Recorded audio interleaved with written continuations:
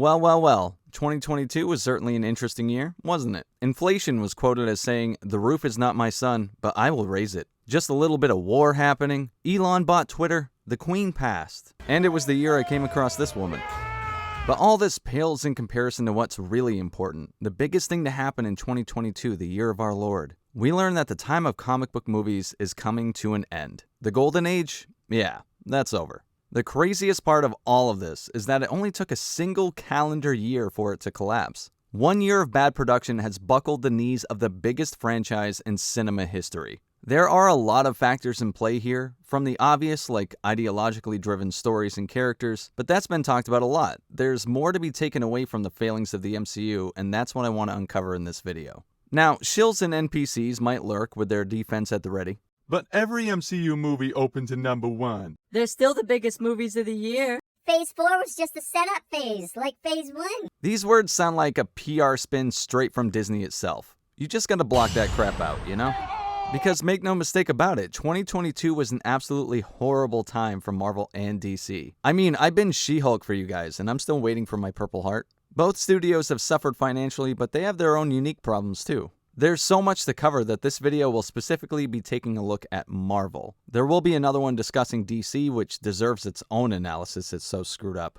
As far as the MCU is concerned, I'm not saying it's going to end in the next year or even 5 years. But after the past decade of laying waste at the box office, comic book movies have actually become waste. Which is one of the reasons why 2022 showed us their dominance over our culture has started to decline pretty significantly. Does the MCU make up every comic book production? Well, no, of course not, but the MCU was so influential, so massive, that the comic book movie genre as a whole will go where the MCU goes. Whatever happens to this particular franchise will influence how studios approach adaptations of comic books for better or worse. Hollywood's no stranger to trends, and the MCU's success was the reason why studios were desperate to build their own cinematic universe over the past decade. And let us laugh at some outstanding failures. For every success, there were multiple disasters. From the mild success of Godzilla's Monsterverse to the scrapping of Universal's Dark Universe after Tom Cruise's version of The Mummy completely bombed, or the botched attempt at a cinematic universe when they tried to combine 21 Jump Street with Men in Black. I'm serious. At the start of 2021, the MCU was still riding high. Nothing had come out since Endgame and Spider-Man's second MCU movie, so people were still excited to see what was coming next. Endgame was the culmination of over 10 years of filmmaking, the conclusion of an experiment involving interconnected franchises to form one overarching narrative.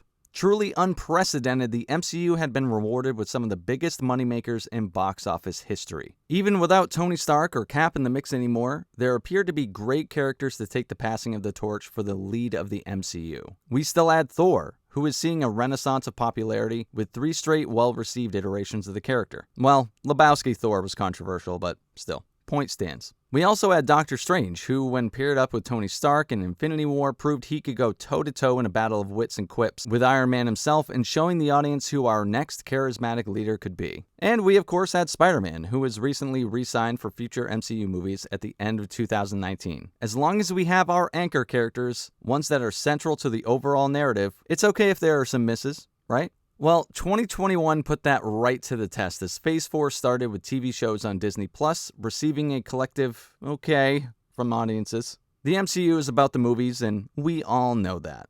Well, the actual cinematic part of Phase 4 had a rough start, to put it mildly, with Black Widow tanking at the box office, pulling in just $390 million, and Shang-Chi crashing and finishing at just over $400 million. Oh lord, and then The Eternals, which cracked $400 million and was a complete bomb at the domestic box office, as well as a disaster reception-wise with critics and fans bashing it all to hell. These aren't just underperforming numbers, these are nightmare figures for movies that cost $200 million to make, and almost as much to market. But at the time, people were still giving things a pass. It's a new era of film post-2020. Streaming is causing low box office. People still don't want to go to the movies. Eternals was just a dud, doesn't mean everything else will be. Yeah, those things played a role, but more importantly, audiences found these movies to be mid to horrible, a fact people were gleefully ignoring. After all, the MCU always had some very big wins like the original Iron Man, Avengers, Civil War, Infinity War, and they were surrounded by mids to lows like Ant-Man, Iron Man 3, and Thor the Dark World.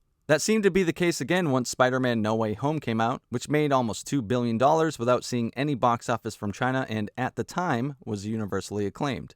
So alright, the MCU's still on track. Next up is Doctor Strange 2, bring that shit on. Doctor Strange is clearly the centerpiece of the MCU now. Benedict Cumberbatch is charismatic AF, he's beloved, and wait, they're gonna introduce the X-Men? Professor Charles Xavier. The X-Men? Yo, everyone's gonna go nuts. Oh no, wait, what?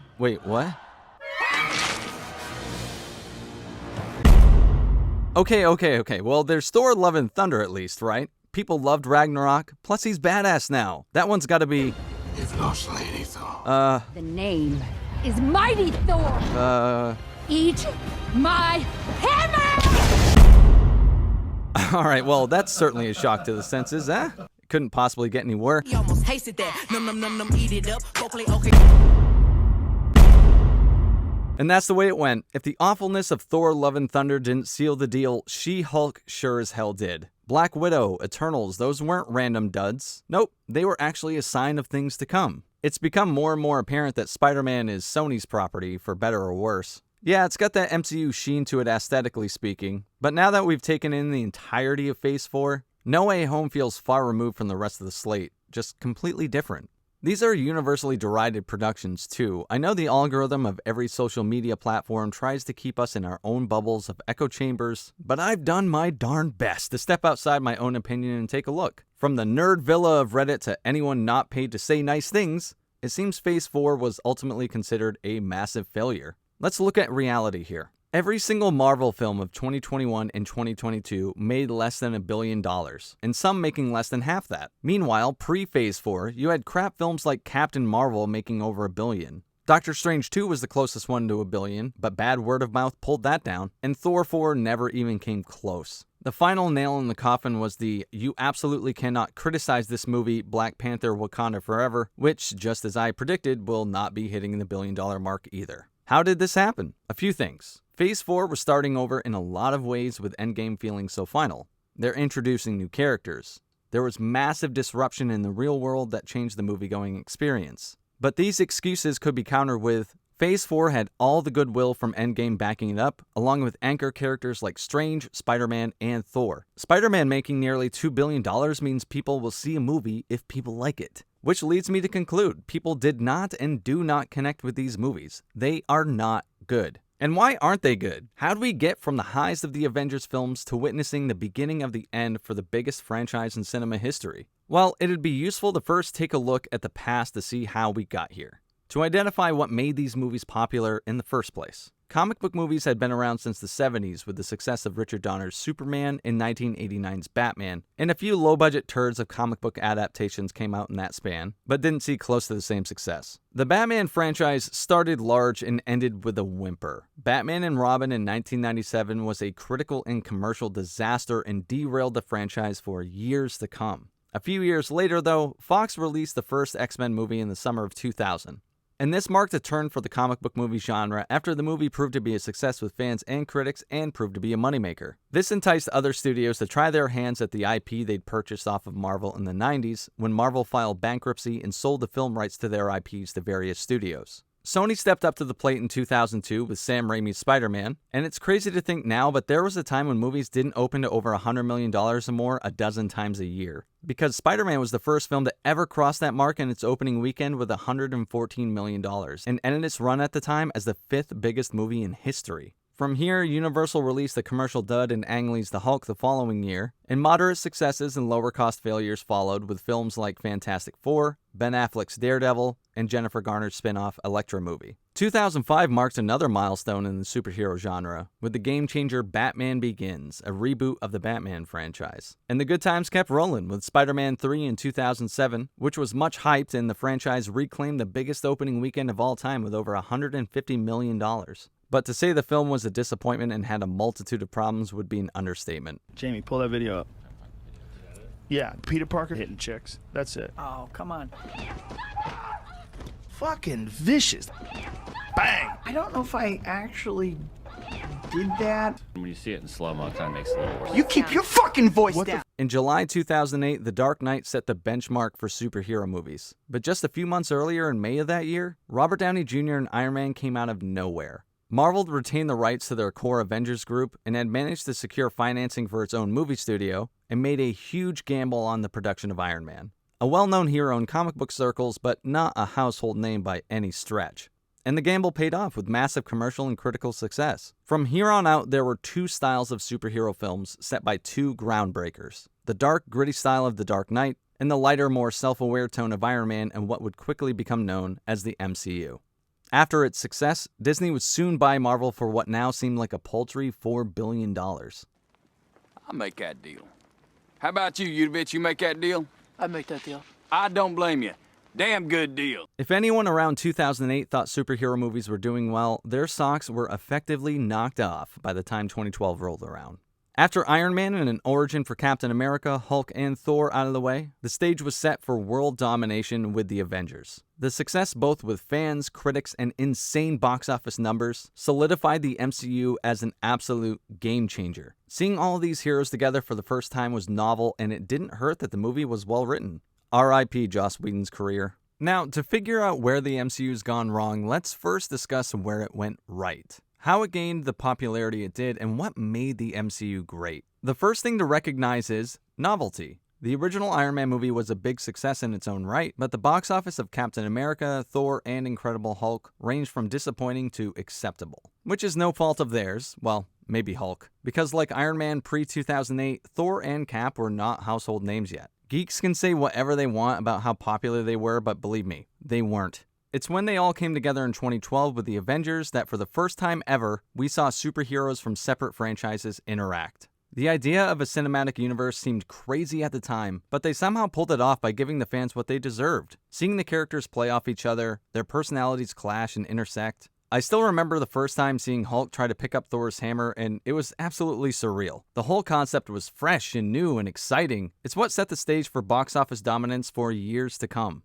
And what else made it work? How about the fact that they had a plan? Yes, prior to Iron Man's release, the goal and scope for Marvel's new production studio was to introduce their core heroes culminating in an Avengers film. The Infinity Saga hadn't been conceptualized yet, but from the get-go, they had a goal in mind. Get to the Avengers. This was all dependent on the success of Iron Man, but they were setting it up from the get-go. Once the Avengers opened in 2012 and moviegoers saw Thanos, it was clear there was an overarching story in mind. 3 phases of films leading up to a confrontation with Thanos and a battle for the Infinity Stones.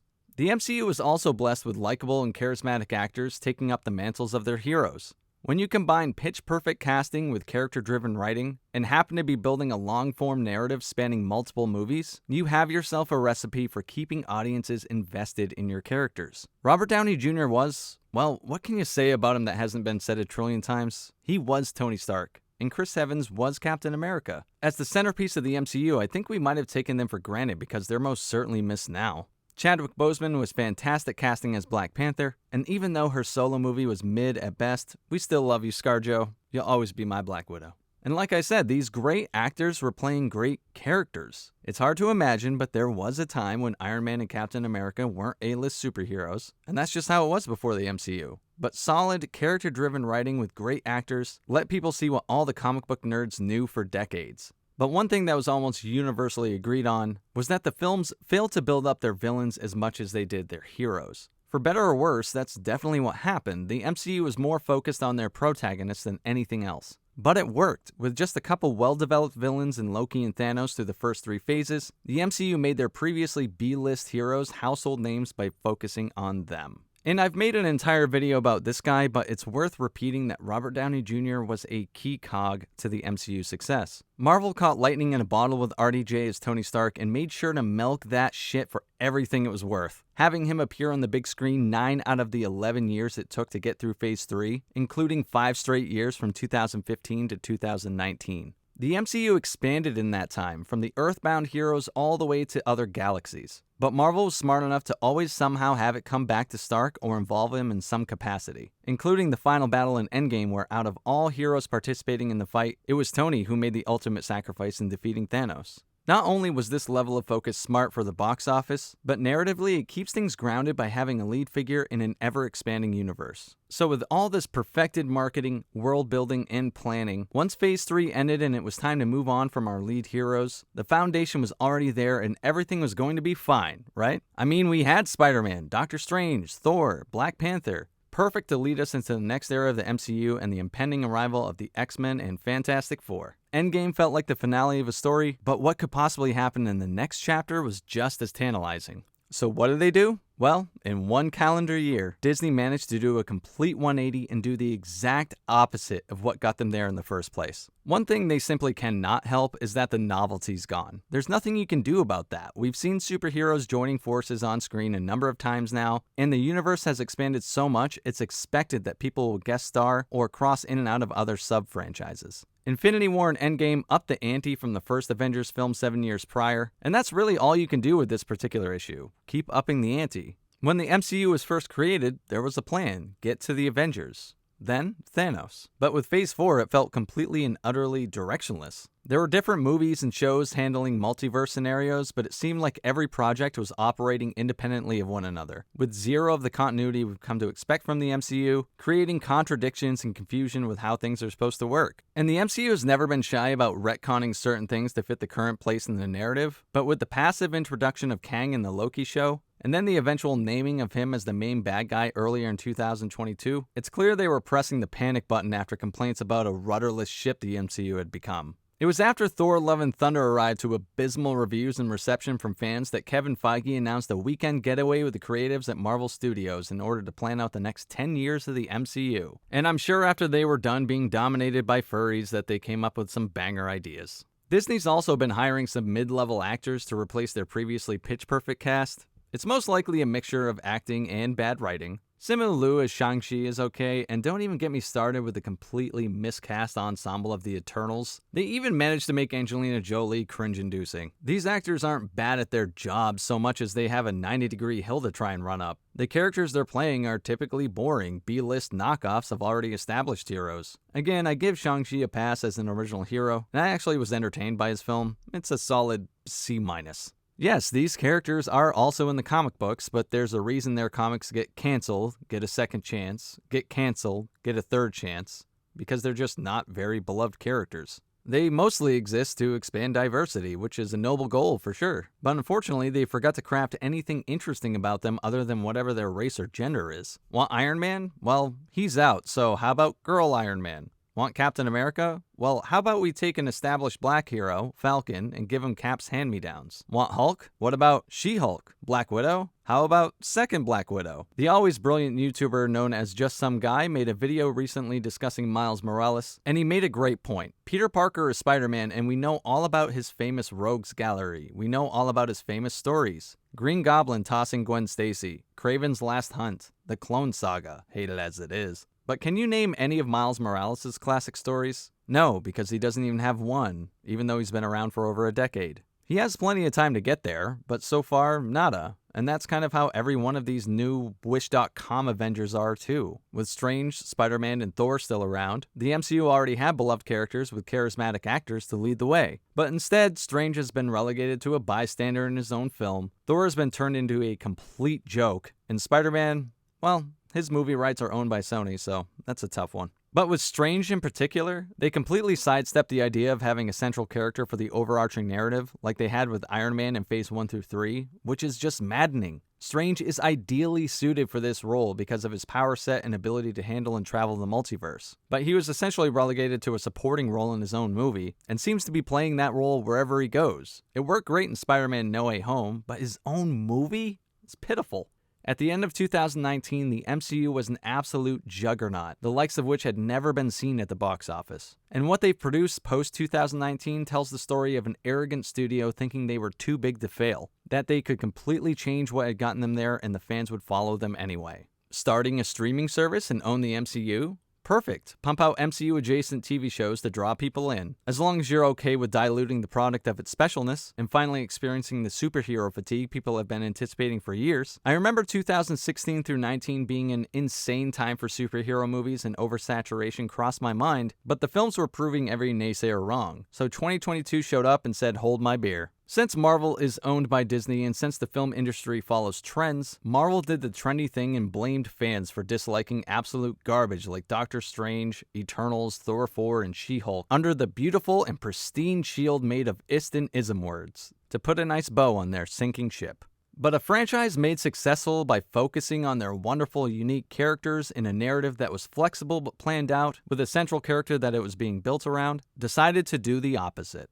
Have the protagonists become carbon copy bland versions of those wonderful characters, set in an incoherent and aimless narrative with no lead character in sight. If anyone tells you the MCU has gone off the rails because of ideology, I can assure you, there are a lot more reasons than that. So where do we go from here? We already saw Marvel pressing the panic button by convincing Hugh Jackman to come back as Wolverine one last time in Deadpool 3. While I'm ticklish for nostalgia when done right, it still came off as Kevin Feige asking himself what they can do to right this ship after the debacle that was 2022. There are rumors that Marvel can't introduce the X-Men or Fantastic Four until the cast from the Fox Films contracts run out in 2026. Otherwise, they have to bring those actors back as the characters until then. So it makes sense why they haven't introduced the MCU version of the X-Men yet. But I question if Marvel is even excited about bringing in this giant cast of beloved and anticipated characters. I mean, personally, I'm not looking forward to a boring and neutered Wolverine in Secret Wars. But the inevitable arrival of the X-Men and Fantastic Four means the MCU will endure, at least for another decade. That's why this is the start of the sinking ship, the slow drip of death.